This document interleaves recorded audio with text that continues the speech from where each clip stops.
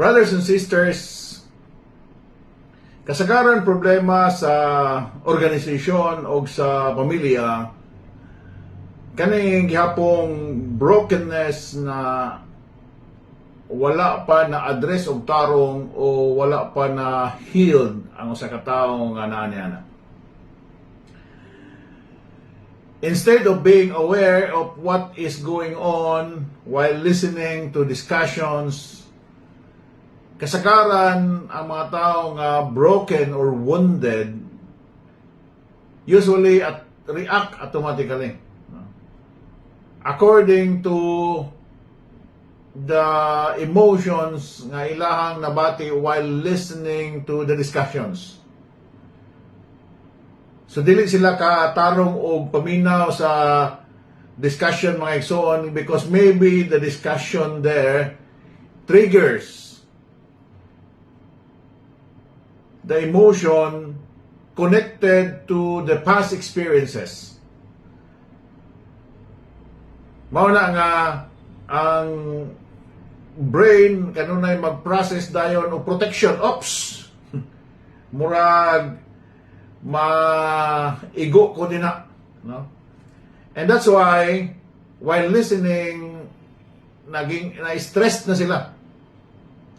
And because of that stress, they will automatically react to you emotionally. Or if they cannot react, they will suppress that in pain.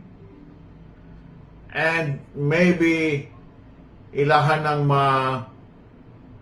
unload sa lain nga pamagi diha sa mas inferior kaysa ilaha. And that's why it's very important for us to address that brokenness, that woundedness in us.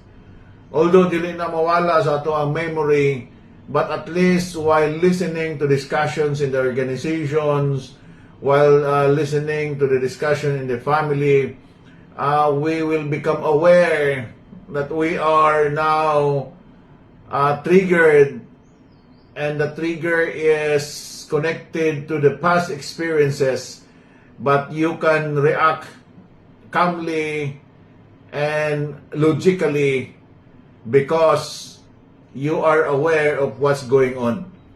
It meant to say you can now listen and understand than to react according to your emotions. It's very difficult, brothers and sisters, if we are wounded.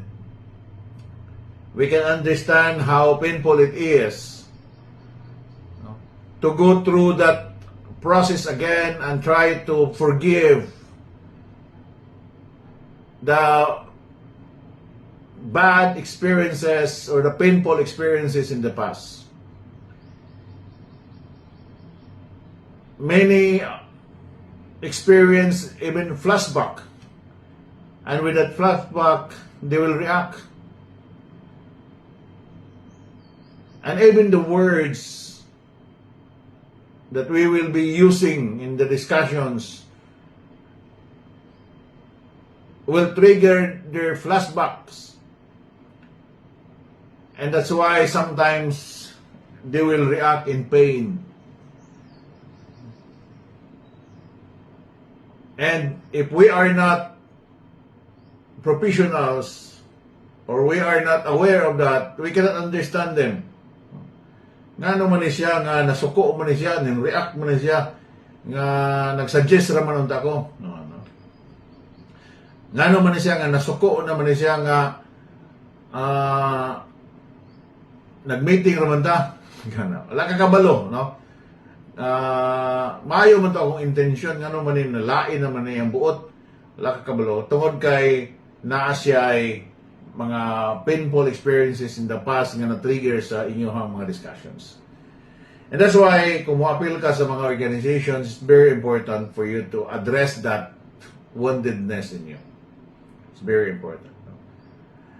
Dili ka lahutay o padayon din ha tungod kay di gin balikayan nga nailain-lain nga mga discussions din ha nga or lain-lain nga mga argumento din ha nga kinahanglan istoryahan o posible ka nga matrigger.